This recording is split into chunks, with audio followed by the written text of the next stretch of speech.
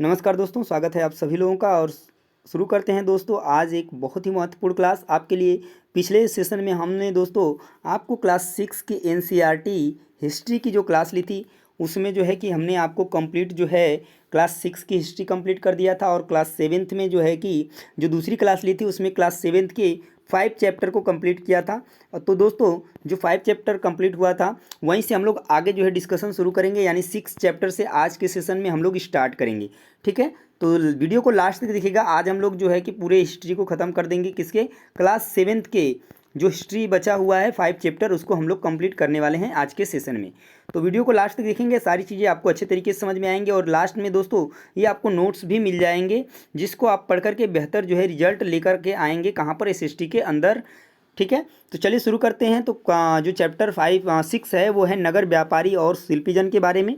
तो शुरू करते हैं आज का ये सेशन और शुरू करते हैं आज का ये क्लास। पहला पॉइंट की बात करें तो दिया हुआ है प्रशासनिक केंद्र के बारे में।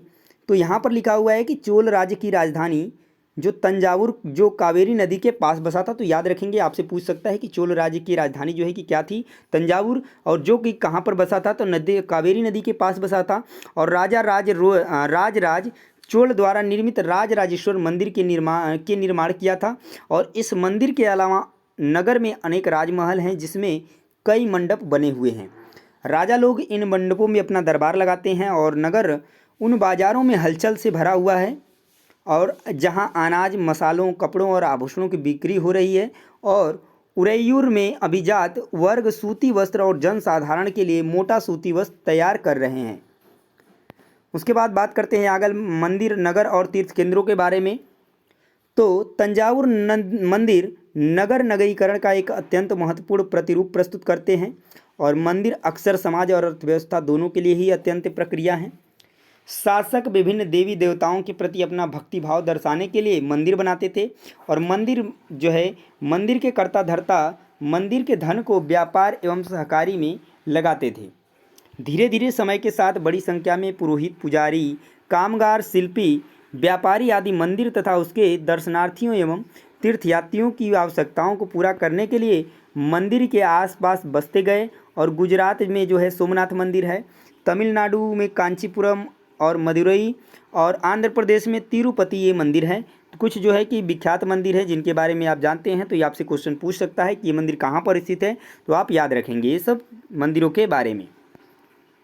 उसके बाद बात करते हैं कुछ तीर्थ स्थलों के बारे में। तो तीर्थ स्थल भी धीरे धीरे नगरों के रूप में विकसित हो गए। और वृंदावन जो है कि उत्तर प्रदेश में है और तिरुवन्नमलाई जो कि तमिलनाडु में है। ऐसे नगरों के दो उदाहरण हैं। अजमेर जो है राजस्थान में है। 12वीं शताब्दी में चौहान राजाओं की राजधानी था और सुप्रसिद्ध सूफी संत ख्वाजा मोइनुद्दीन यहाँ बस गए थे अजमेर में। और उनके दर्शनार्थी एवं श्रद्धालु सभी पंथों मतों के हुआ करते थे। और अजमेर के पास ही का क्या है? पुष्कर सरोवर है। तो याद रखेंगे, आपसे एग्जाम में क्वेश्चन पूछा जा सकता है, ये पॉइंट इंपॉर्टेंट है, जहाँ प्राचीन काल से ही तीर्थयात्री आते रहे हैं। वहीं बात करते हैं छोटे नगरों की संजाल के बारे में। तो 8वीं शताब्दी से ही उपमहाद्वीप में अनेक छोटे छोटे नगरों का संजाल सा बिछने लगा था। और संभवतः उनका प्रादुर्भाव बड़े बड़े गांवों से हुआ था। और उनमें आमतौर पर एक मंडपिका बाद में जिसे मंडी कहा जाने लगा होती थी, जो कि आज के समय में भी आप जानते हैं मंडी होती है, जहां पर जो है किसान अपने क्या करते हैं उत्पादों को, सब्जियों को बेचते हैं। जहां आसपास के गांव वाले अपनी उपज बेचने के लिए वहां पर आते थे। सब्जियों की भी मंडी लगती है, अनाजों की मंडी लगती है, कपड़ों की मंडी लगती है, जहां पर यानी ये सारी चीज़ें बेची जाती हैं उसे ही मंडी कहते हैं, ऐसा आप जानते हैं। और ये जो मंडी थी ऐसी गलियां थी जहां दुकान व बाजार थे और जिन्हें हट कहा जाता था, यानी दुकानें एवं बाजारों को। इसके अलावा भिन्न भिन्न प्रकार के कारीगरों वालों, सुनारों, लोहारों, पत्थर तोड़ने वालों आदि के अलग अलग बाजार होते थे। और कुछ व्यापारी क्रय विक्रय भी क्या करते थे। ठीक है, बड़े और छोटे व्यापारी के बारे में बात करें तो व्यापारी कई प्रकार के हुआ करते थे। उनमें बंजारे लोग भी शामिल थे। और कई व्यापारी विशेष रूप से घोड़ों के व्यापारी अपने संघ बनाते थे जिनका एक मुखिया होता था। और वह मुखिया उनके ओर से घोड़ा खरीदने के इच्छुक योद्धाओं से बातचीत करता था। और अफ्रीका से सोना और हाथी दांत एवं दक्षिण पूर्व एशिया और चीन से मसाले, टीन, चांदी लेते थे। तो यहाँ से ये चीज़ें इंपॉर्टेंट हैं क्योंकि ऐसे क्वेश्चन पूछा जाता है कि जो है सोना कहाँ से आता था, हाथी दांत कहाँ से आता था, आपका दक्षिण पूर्व एशिया और चीन से जो है मसाले, टीन और चांदी लेते थे। तो ये आप पॉइंट जो है कुछ नोट्स करेंगे, अच्छे से देखेंगे और आपको ये नोट्स जो है अच्छे तरीके से मिल जाएंगे, ठीक है। उसके बाद बात करते हैं नगरों में शिल्प की व्यवस्था क्या थी, शिल्पकार जो है कि किस तरीके से होता था। तो बीदर के शिल्पकार तांबे तथा चांदी में जड़ाई के काम के लिए इतने अधिक प्रसिद्ध थे कि इस शिल्प का नाम ही क्या पड़ गया, बिदरी। यानी बीदर के जो शिल्पकार थे इसमें जो है इतने परफेक्ट थे कि उसका शिल्प का नाम ही क्या पड़ गया, बिदरी, उनके नाम पर। पांचाल अर्थात विश्वकर्मा समुदाय, जिसमें कि सुनार, कसेरे, लोहार, राजमिस्त्री और बढ़ई भी शामिल थे। तो मंदिरों के निर्माण के लिए आवश्यक थे और वस्त्र निर्माण से संबंधित कुछ अन्य कार्य जैसे कि कपास को साफ करना, काटना और रंगना भी स्वतंत्र व्यवसाय बन गया था उस समय, जिनके लिए क्या होती थी, विशेषज्ञता की आवश्यकता होती थी। और हम्पी के बारे में बात कर लेते हैं एक बार। तो हम्पी नगर जो है कृष्णा और तुंगभद्रा नदियों की घाटी में स्थित है। तो याद रखेंगे, ये पॉइंट आपका इंपॉर्टेंट है, यहाँ से क्वेश्चन आपका बन सकता है कि हम्पी नगर जो है किन दो नदियों के घाटी में स्थित है। तो कृष्णा और तुंगभद्रा नदियों की घाटी में स्थित है। यह नगर 1336 में स्थापित विजयनगर साम्राज्य का केंद्र स्थल था। ये पॉइंट भी इंपॉर्टेंट है। वहीं बात करें कि शहर की किलेबंदी उच्च कोटि की थी और हम्पी की वास्तुकला विशिष्ट प्रकार की थी और वहाँ के शाही भवनों में भव्य मेहराब और गुंबद थे।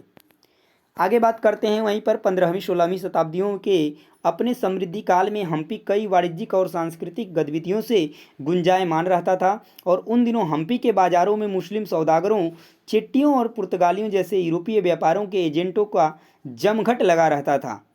वहीं बात करते हैं कि मंदिर सांस्कृतिक गतिविधियों के केंद्र होते थे और महानवमी पर्व जो आज दक्षिण भारत में नवरात्रि पर्व कहलाता है, 1565 में दक्कनी सुल्तानों यानी कि गोलकोंडा, बीजापुर, अहमदनगर, बरार और बीदर के शासकों के हाथों विजयनगर की पराजय के बाद हम्पी का क्या हो गया, विनाश हो गया।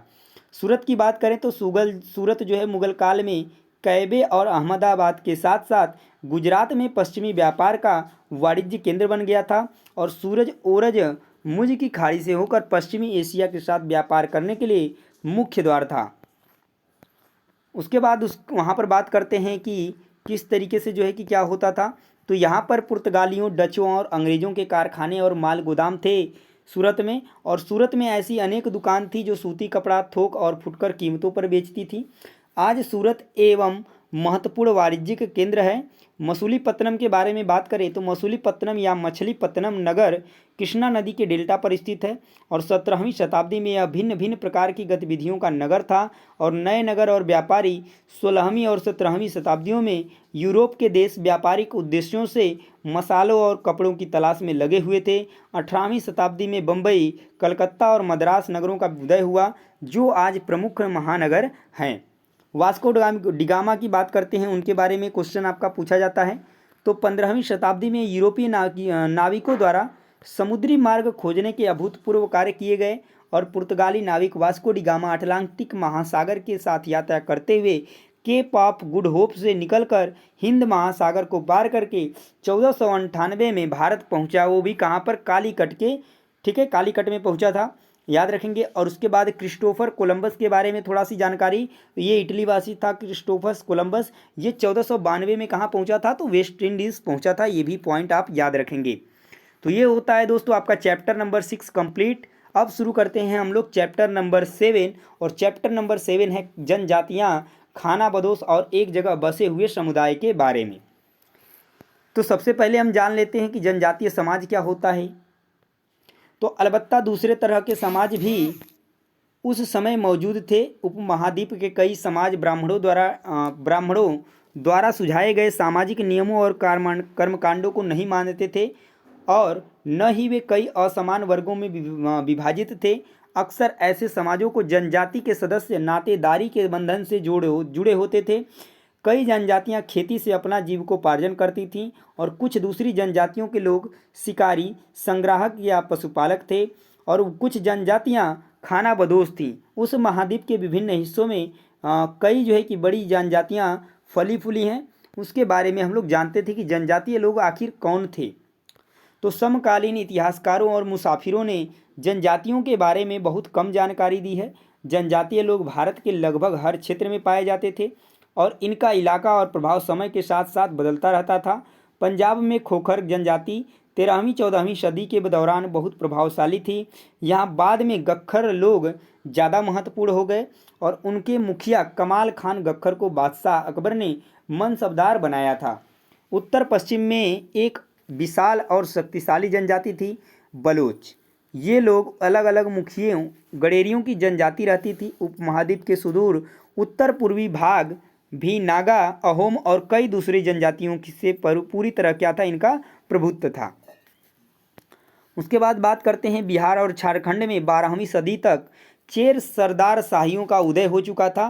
कर्नाटक और महाराष्ट्र की पहाड़ियाँ, कोली, बेराद और भीलों की बड़ी जनजाति पश्चिमी और मध्य भारत में फैली हुई थी। मौजूदा छत्तीसगढ़, मध्य प्रदेश, आंध्र प्रदेश, महाराष्ट्र में गोंड लोग जो है बड़ी तादाद में फैले हुए थे। खानाबदोश और घुमंती लोग कैसे रहते थे, तो खानाबदोश चरवाहे अपने जानवरों के साथ दूर दूर तक घूमते थे और उनका जीवन दूध और अन्य पशुचारी उत्पादों पर निर्भर होता था। वे खेतिहर गृहस्थों से अनाज, कपड़े और ऐसी ही चीज़ों के लिए ऊन, घी इत्यादि का विनिमय भी करते थे। बंजारा लोग सबसे महत्वपूर्ण व्यापारी खानाबदोश थे।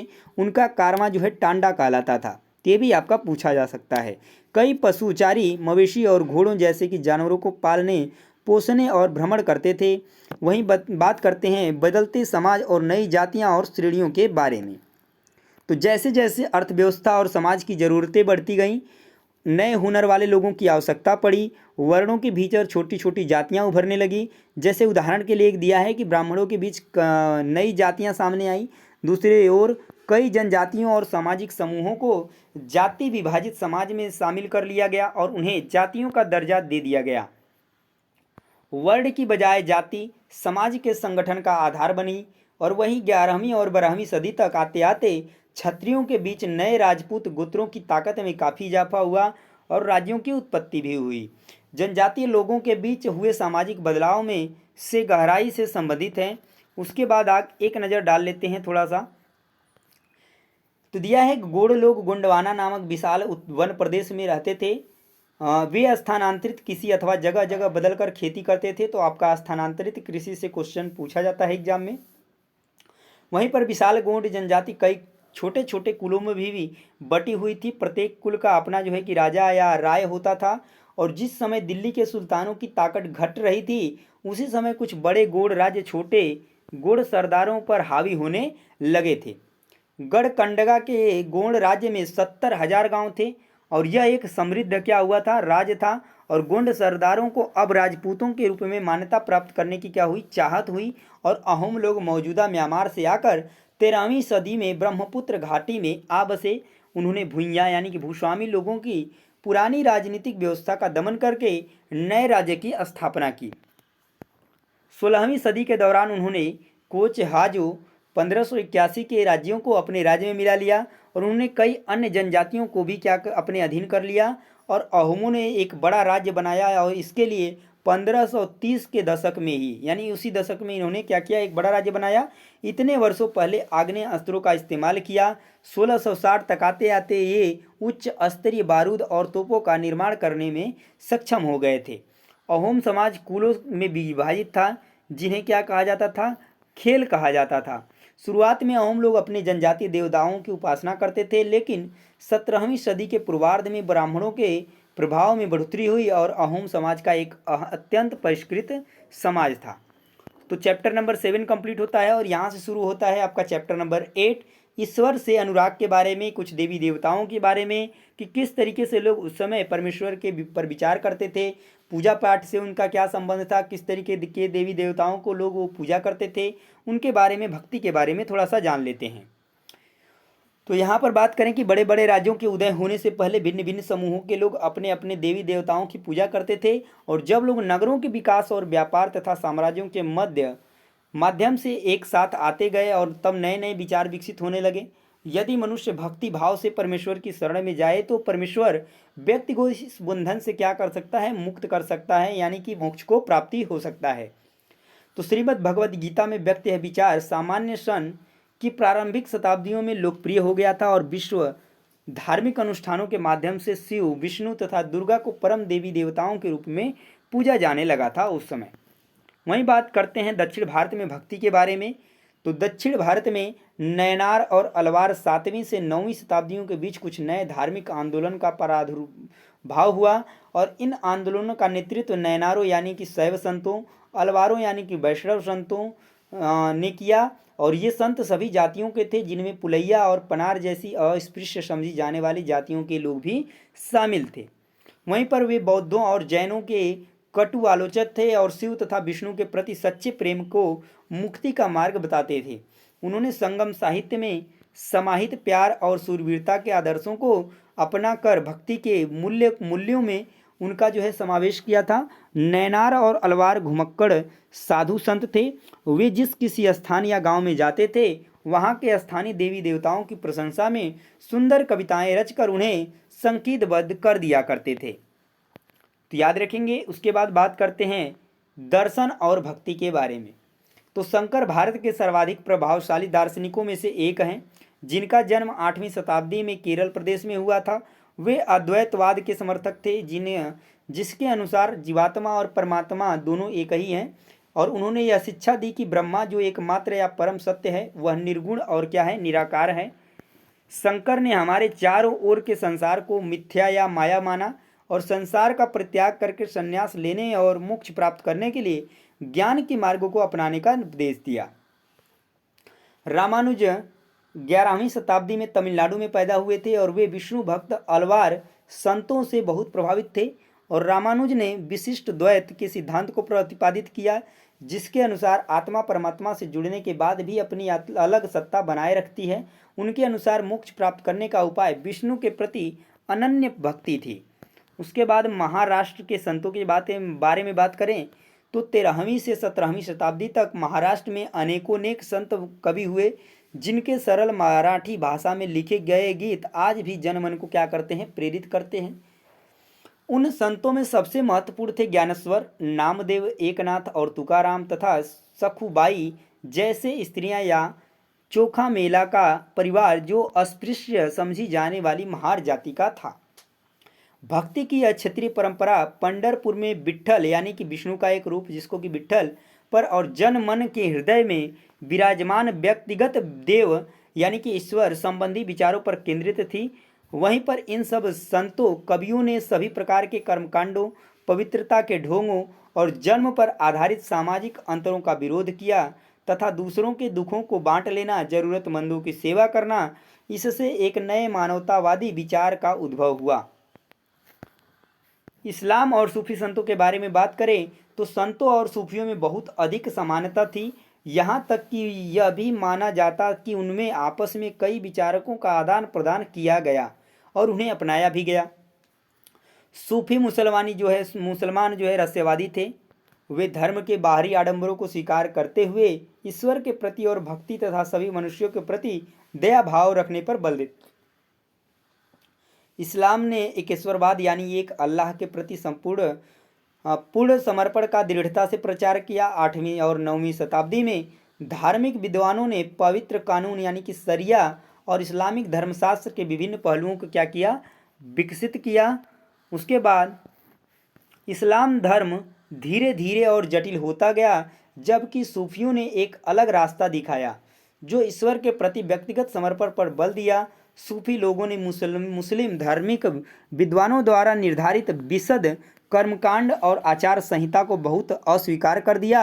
वे ईश्वर के साथ ठीक उसी प्रकार जुड़े रहना चाहते जिस प्रकार एक प्रेमी दुनिया की परवाह किए बिना अपनी प्रियतमा के साथ जुड़े रहना चाहता है। औलिया या पीर की देखरेख में जिक्र, चिंतन, रक्स, नीति चर्चा, सांस पर नियंत्रण सूफी सिलसिलाओं का प्रादुर्भाव हुआ। और वहीं 11वीं शताब्दी से अनेक सूफी जन मध्य एशिया से आकर हिंदुस्तान में बसने लगे थे, जैसे अजमेर के ख्वाजा मोइनुद्दीन, दिल्ली के कुतुबुद्दीन बख्तियार काकी, पंजाब के बाबा फरीद, दिल्ली के ख्वाजा निजामुद्दीन औलिया और गुलबर्ग के बंदानवाज गिसुदराज। तो ये लोग थे जो कि क्या हुए थे, मध्य एशिया से आकर के भारत में बसने लगे थे। आगे देखते हैं कि उत्तर भारत में धार्मिक बदलाव किस तरीके से हुए।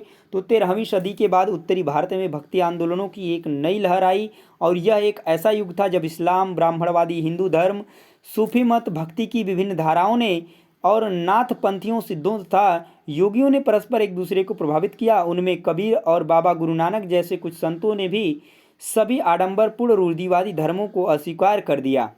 तुलसीदास और सूरदास जैसे कुछ अन्य संतों ने उस समय विद्यमान विश्वासों तथा पद्धतियों को स्वीकार करते हुए उन्हें सबकी पहुंच में लाने का प्रयत्न किया। असम के शंकर देव ने विष्णु की भक्ति पर बल दिया और इस परंपरा में दादू रविदास और मीराबाई जैसे संत भी शामिल थे। आगे बात करते हैं कबीर के बारे में थोड़ा सा। तो 15वीं-16वीं सदी में एक अत्यंत प्रभावशाली संत थे। कबीर निराकार परमेश्वर में विश्वास रखते थे। उन्होंने यह उपदेश दिया कि भक्ति के माध्यम से ही मोक्ष यानी कि मुक्ति की प्राप्त हो सकती है। हिंदू तथा मुसलमान दोनों लोग उनके अनुयायी हो गए। वहीं बात करते हैं अगर बाबा गुरु नानक देव के बारे में, तो कबीर की उपेक्षा बाबा गुरु नानक तलवंडी जो है कि पाकिस्तान में है, जो कि आज ननकाना साहब में जन्म लेने वाले बाबा गुरु नानक ने करतालपुर में एक केंद्र स्थापित किया था। ठीक है, और वहाँ करने से पहले यानी कि उसके बारे में दिया नहीं गया है, तो कोई बात नहीं। अब यहाँ पे चैप्टर 8 आपका कंप्लीट होता है, यानी जो आपका देवी ईश्वर से जो भी चीज़ें जुड़ी हुई थी वहाँ पर हम लोगों ने पिछला चैप्टर में पढ़ा। अब हम लोग संस्कृतियों के बारे में पढ़ेंगे चैप्टर नंबर 9 में। तो यहाँ पर दिया है कि लोगों का वर्णन करने का सबसे सामान्य तरीका है उनकी बोलचाल की भाषा से उन्हें परिभाषित करना, यानी उनके संस्कृतियों के बारे में जानना। प्रत्येक क्षेत्र की कुछ खास किस्म के भोजन, वस्त्र, काव्य, नृत्य, संगीत और चित्रकला से जोड़ा करते हैं, जिन्हें हम आज क्षेत्रीय संस्कृतियाँ समझते हैं। वे समय के साथ साथ बदलती हैं और आज भी बदल रही हैं, और ये विचारों के आदान प्रदान ने एक दूसरे को क्या किया है, संपन्न बनाया है। बात कर लेते हैं चेर और मलयालम भाषा की विकास का यानी संस्कृति के बारे में। तो मधवेपुरम का चेर राज्य प्रायद्वीपी के दक्षिण पश्चिमी भाग में, जो आज के केरल राज्य का एक हिस्सा है, 9वीं शताब्दी में स्थापित किया गया था और मलयालम भाषा इस इलाके में बोली जाती थी, और शासकों ने मलयालम भाषा एवं लिपि का प्रयोग अपने अभिलेखों में किया है। शासकों और धार्मिक परंपराओं के बारे में बात करें तो अन्य क्षेत्रों में क्षेत्रीय संस्कृतियाँ क्षेत्रीय धार्मिक परंपराओं से विकसित हुई थीं। इस प्रक्रिया का सर्वोत्तम उदाहरण है पुरी, उड़ीसा में जगन्नाथ का संप्रदाय, यानी जगन्नाथ का अर्थ होता है दुनिया का मालिक, जो विष्णु का पर्यवाची है, और आज तक जगन्नाथ की काष्ठ प्रतिमा स्थानीय जनजातीय लोगों द्वारा बनाई जाती है, जिससे कि जगन्नाथ मूलतः एक स्थानीय देवता थे, जिन्हें आगे चलकर विष्णु का रूप मान लिया गया। 12वीं शताब्दी में गंग वंश के राजा अंतरवर्मन ने पुरी में पुरुषोत्तम जगन्नाथ के लिए एक मंदिर बनवाने का निश्चय किया, और इस मंदिर को तीर्थस्थल यानी कि तीर्थ यात्रा केंद्र के रूप में महत्व प्राप्त होता गया। सामाजिक और राजनीतिक मामलों में भी इसकी सत्ता बढ़ती गई। तो ये कहीं से भी क्वेश्चन आपका पूछा सकता है कि यानी इस मंदिर को किसने बनवाया था। ठीक है, ये सारी चीज़ें आप लोग याद रखते हुए चलेंगे। बात करते हैं राजपूत और शूरवीरता की परंपराओं के बारे में। तो ऐसे अनेक समूह थे जो उत्तरी और मध्यवर्ती भारत में अनेक क्षेत्रों में अपने आप को राजपूत कहते थे, और राजपूतों ने राजस्थान को विशिष्ट जो है कि संस्कृति प्रदान की, और ये सांस्कृतिक परंपराएं वहाँ के शासकों के आदर्शों तथा अभिलाषाओं के साथ घनिष्ठता से जुड़ी हुई थीं। लगभग 8वीं शताब्दी से आज के राजस्थान के अधिकांश भाग पर विभिन्न परिवारों के राजपूत राजाओं का शासन रहा। पृथ्वीराज एक ऐसा शासक था जिसने रण क्षेत्र में बहादुरी से लड़ते हुए अक्सर मृत्यु का वर्ण किया, मगर पीठ नहीं दिखाई। वहीं बात करते हैं क्षेत्रीय संगीतों से परे। कत्थक शब्द की बात करते हैं तो कत्थक शब्द जो है कथा शब्द से निकला है, और जिसका प्रयोग संस्कृत तथा अन्य भाषाओं में कहानी के लिए किया जाता है। कथक मूल रूप से उत्तर भारत के मंदिरों में कथा यानी कि कहानी सुनाने वालों की एक जाति थी। 15वीं तथा 16वीं शताब्दियों में भक्ति आंदोलनों के प्रसार के साथ कथक एक विशिष्ट नृत्य शैली का रूप धारण करने लगा, और राधा कृष्ण के पौराणिक के रूप में आख्यान लोक नाट्य प्रस्तुत किए जाते थे, जिन्हें रासलीला कहा जाता था।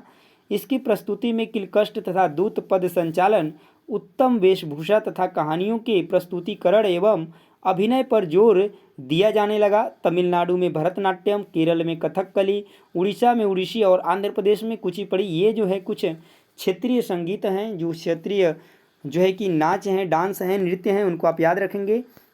उसके बाद संरक्षकों के लिए चित्रकला के बारे में बात करें तो एक अन्य परंपरा जो कई रीतियों से विकसित हुई वह थी लघु चित्रों की परंपरा।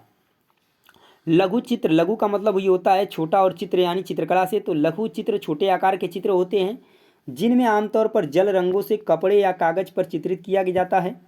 प्राचीनतम लघुचित्र ताड़पत्रों अथवा लकड़ी की तख्तियों पर चित्रित किए गए थे, और इनमें से सर्वाधिक सुंदर चित्र जो पश्चिम भारत में पाए गए जैन धर्मों को सचित्र बनाने के लिए प्रयोग किए गए थे और मुगल बादशाह ने कुशल चित्रकारों को संरक्षण प्रदान किया था जो प्राथमिक रूप से इतिहास और काव्यों की पांडुलिपियां चित्रित करते थे। ये पांडुलिपियां आमतौर पर चटक रंगों से चित्रित की जाती थी और उनमें के दृश्य लड़ाई तथा शिकार के दृश्य और सामाजिक जीवन के अन्य पहलू चित्रित किए जाते थे।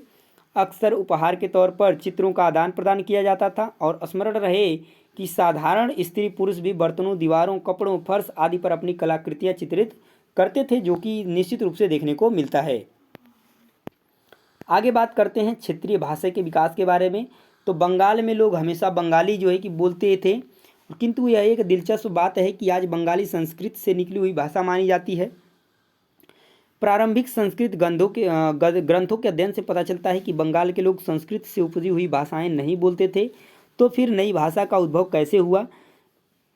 तो पूर्व चौथी तीसरी शताब्दी से पहले बंगाल और मगध के बीच वाणिज्यिक संबंध स्थापित होने लगे थे, जिसके कारण संस्कृत भाषा का प्रभाव बढ़ता गया।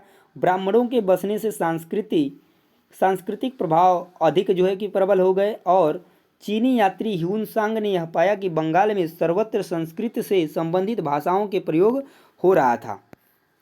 पीर और मंदिर के बारे में तो 16वीं शताब्दी से लोगों ने बड़ी संख्या में पश्चिम बंगाल के कम उपजाऊ क्षेत्रों को छोड़कर दक्षिण पूर्वी बंगाल के जंगली तथा दलदली इलाकों में प्रवेश करना शुरू कर दिया था और प्रारंभ में बाहर से आकर यहाँ बसने वाले लोग इस अस्थिर परिस्थितियों में रहने के लिए कुछ व्यवस्था अथवा आश्वासन चाहते थे। वे सुख सुविधाएं तथा आश्वासन उन्हें समुदाय के नेताओं ने प्रदान की और ये नेता शिक्षकों और निर्णायकों की भूमिकाएं भी अदा करते थे। कभी कभी ऐसा समझा जाता था कि इन नेताओं के पास अलौकिक शक्तियां हैं। स्नेह और आदर से लोग इन्हें पीर कहा करते थे और इस पीर श्रेणी में संत या सूफी और धार्मिक महानुभाव पीरों की पूजा पद्धति बहुत लोकप्रिय हो गई। तब बंगाल में 15वीं शताब्दी के बाद वाले वर्षों में मंदिर बनाने का दौर जोरों पर रहा और उनकी प्रतिमाएं मंदिरों में स्थापित की जाने लगी। मछली को भोजन के रूप में बात करें तो परंपरागत भोजन संबंधी आदतें आमतौर पर स्थानीय रूप से उपलब्ध खाद्य पदार्थों पर निर्भर करती थी। बंगाल एक नदी मैदान है जहां मछली और धान की उपज बहुतायत से होती है, इसलिए यह स्वाभाविक है कि इन दोनों वस्तुओं को गरीब बंगालियों के भोजन सूची में प्रमुख स्थान प्राप्त है। तो दोस्तों ये था उसके बारे में। तो यहाँ पर चैप्टर नंबर आपका 9 जो है कि कंप्लीट होता है और शुरू होता है यहाँ पर चैप्टर नंबर 10 18वीं शताब्दी में नए राजनीतिक गठन के बारे में। तो 18वीं शताब्दी के पूर्वार्ध के दौरान उपमहाद्वीप में कुछ ऐसे विशेष रूप से उल्लेखनीय घटनाएं घटी। एक अन्य शक्ति यानी कि ब्रिटिश सत्ता ने पूर्वी भारत के बड़े बड़े हिस्सों को सफलतापूर्वक हड़प लिया। 18वीं शताब्दी में नए राज्यों का गठन हुआ। मुगल साम्राज्य के बारे में बात करें तो परवर्ती मुगलों के लिए 17वीं शताब्दी के अंतिम वर्षों में उसके सामने तरह तरह के संकट खड़ा होने लगा था। ऐसा अनेक कारणों से हुआ। बादशाह औरंगजेब ने दक्कन में लंबी लड़ाई लड़ते हुए साम्राज्य के सैन्य और वित्तीय संसाधनों को बहुत अधिक खर्च कर दिया था। वहीं पर बात करें कि साम्राज्य के प्रशासन की कार्यकुशलता समाप्त होने लगी। सूबेदार के रूप में नियुक्त अभिजात अक्सर राजस्व और सैन्य प्रशासन दोनों कार्यालयों पर नियंत्रण रखते थे। धीरे धीरे सूबेदार ने प्रांतों पर अपना नियंत्रण कायम किया और राजनैतिक व आर्थिक सत्ता प्रांतीय सूबेदारों, स्थानीय सरदारों व अन्य समूहों के हाथों में आ रही थी। औरंगजेब के उत्तराधिकारी इस बदलाव को रोक न सके और इसी दौरान ईरान के शासक नादिर शाह और अफगान शासक अहमद शाह अब्दाली उत्तरी भारत पर आक्रमण किया। नए राज्यों के उदय के बारे में बात कर लेते हैं। तो मुगल सम्राटों की सत्ता के पतन के साथ साथ बड़े प्रांतों के सूबेदारों और बड़े जमींदारों ने उपमहाद्वीप के विभिन्न भागों में अपनी शक्ति और प्रबल बना ली। वहीं अवध, बंगाल, हैदराबाद जैसे राज्य जो पहले मुगल प्रांत थे, राजपूत प्रदेश शामिल हो गए। कौन कौन से शामिल थे? मराठों, सिखों तथा जाटों के राज्य जो एक ही आते थे, ये भी शामिल हो गए। उसके बाद पुराने जो मुगल प्रांत थे, तो पुराने मुगल प्रांतों से जिन उत्तराधिकारी राज्यों का उद्भव हुआ उनमें से 3 राज्य प्रमुख थे। पहला था हैदराबाद। निजाम उल मुल्क आसफ शाह जिसने हैदराबाद राज्य की स्थापना की और मुगल बादशाह फर्रुख सियर के दरबार का एक अत्यंत शक्तिशाली सदस्य था। उसे सर्वप्रथम अवध की सूबेदारी सौंपी गई थी और बाद में उसे दक्कन का कार्यभार दे दिया गया था और राजनीतिक और वित्तीय प्रशासन पर पूरा नियंत्रण था। दूसरा है अवध। बुरहान उल हक शहादत खान को 1722 में अवध का सूबेदार नियुक्त किया गया था। मुगल साम्राज्य का विघटन होने पर जो राज्य बने उनमें यह राज्य सर्वाधिक महत्वपूर्ण राज्यों में से था। अवध एक समृद्धशाली प्रदेश था जो गंगा नदी के उपजाऊ मैदान में फैला हुआ था और बुरहान उल हक ने भी अवध की सूबेदारी, दीवानी और फौजदारी एक साथ हाथ में ले ली और सूबे के राजनीतिक, वित्तीय और सैनिक मामलों का एकमात्र कर्ता धर्ता बन गया।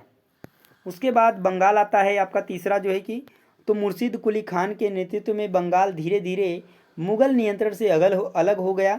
मुर्शिद कुली खान बंगाल के नायब थे, यानी कि प्रांत के सूबेदार के प्रति नियुक्त थे और राज्य के राजस्व प्रशासन पर अपना नियंत्रण जमाया।